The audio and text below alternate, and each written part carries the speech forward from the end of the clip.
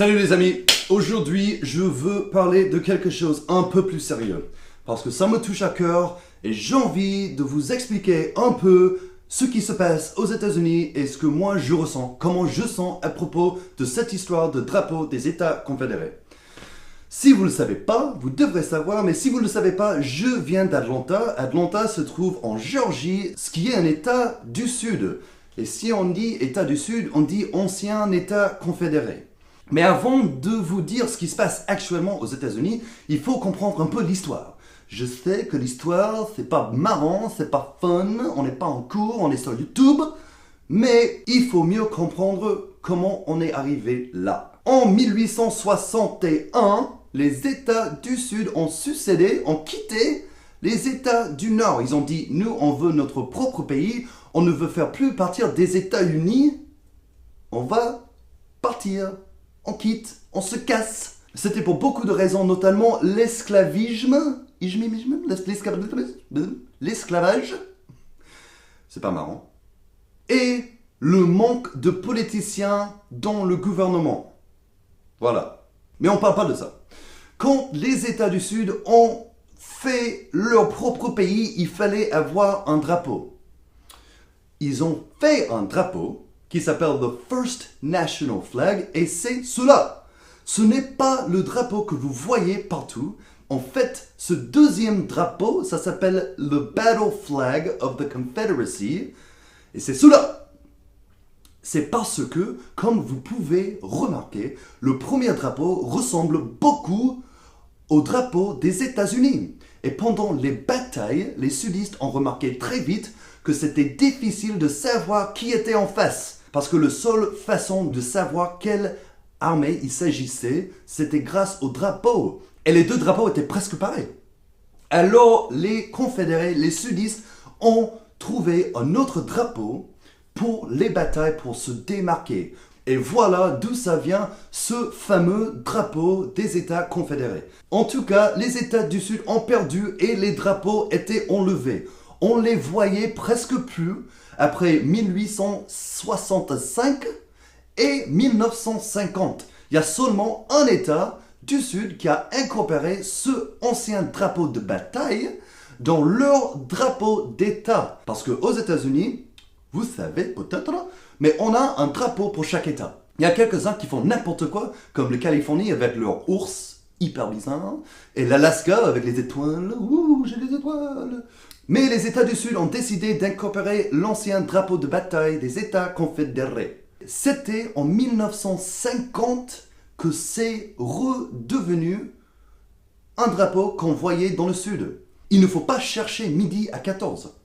1950, 1960, c'était le mouvement des droits civils et une façon de montrer que les États du Sud étaient contre le mouvement des droits civils ou l'anti-ségrégation était d'incorporer le drapeau du Sud des États confédérés dans le drapeau de l'État. C'est là où on a vu la Géorgie, le Caroline du Sud, le Caroline du Nord et l'Alabama utiliser ce drapeau dans leur drapeau d'État. Donc quand il y a quelqu'un qui vous dit que le drapeau du Sud des États confédérés ne représente pas le racisme actuellement, ils ont tort. C'est un sudiste qui vous dit ça. C'était repris pour montrer qu'ils étaient contre l'anti-ségrégation, ils étaient contre le mouvement des droits civiques.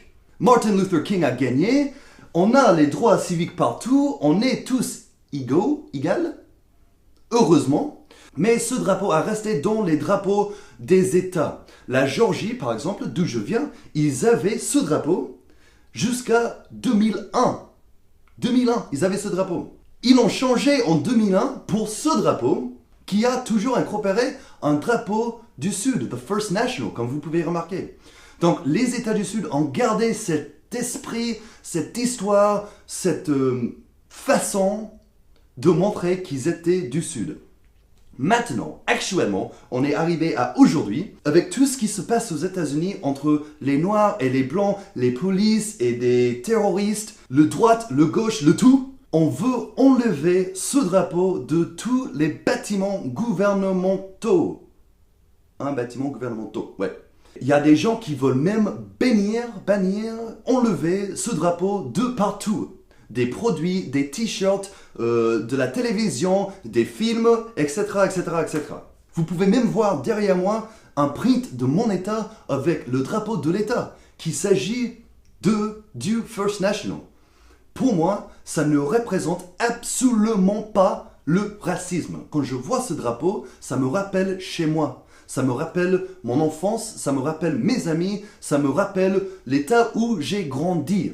Cependant, il y a beaucoup de gens qui utilisent le drapeau de la bataille des États confédérés pour montrer qu'ils sont racistes. On parle du KKK, on parle du white supremacist, on parle de tous les fous furieux qui utilisent ce drapeau pour montrer qu'ils sont racistes.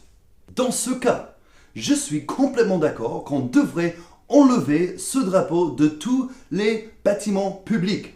Tout ce qui est politique, gouvernement, bâtiments publics ne devrait pas pouvoir garder ce drapeau parce que ça ne fait plus partie des États-Unis, mon gars. Hein?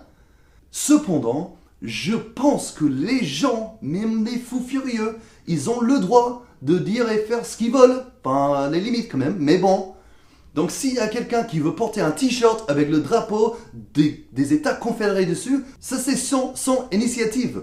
Moi je ne vais jamais acheter un t-shirt avec ce genre de truc dessus, parce que je ne veux pas représenter une idée qui n'est pas à moi. Bref, c'est un débat énorme là-bas. Il y a les gens dans les États du Sud qui disent que c'est l'histoire, que ce n'est pas du racisme, que c'est juste leur heritage. Je ne sais pas comment dire heritage en français, mais il y a beaucoup de gens qui disent que ça représente le racisme, que c'est oppressif pour tous les gens qui habitent dans ces États et que ça garde une idée d'ancien racisme tout simplement. Voilà ce qui se passe actuellement. Voilà où on est arrivé. Il y a des fucking assholes that make us look so bad partout aux États-Unis. Et le fait d'enlever ce genre de drapeau, ça ne va pas effacer le racisme. Malheureusement. Alors, c'est ce que je pense. C'est juste mon opinion personnelle. J'adore tout le monde, je kiffe tout le monde, même les Anglais. Hein? J'ai même des Anglais en tant qu'amis. Alors, j'ai envie de savoir ce que vous en pensez. Merci d'avoir regardé la vidéo. J'espère que vous avez appris quelque chose. Je suis désolé que ce n'était pas super marrant, comme d'habitude. Mais si vous voulez quelque chose de plus léger, de plus marrant, de plus... n'hésitez pas de regarder les vidéos sur ma chaîne. Je vous aime, je vous kiffe, je te kiffe, toi. Et à très bientôt.